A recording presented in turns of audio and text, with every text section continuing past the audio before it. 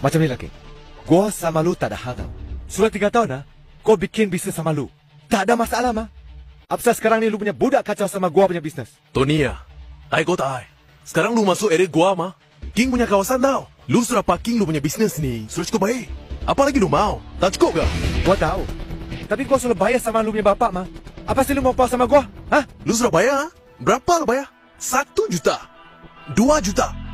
Tak ada kan? Lu untung juta-juta. Berapa sen sangat lu bayar mah? Mana cukup? Sekarang lu mau ke lu tak mau? Lu tak mau lu lari bikin bisnes tempat lain. Jangan bikin kecoh sini.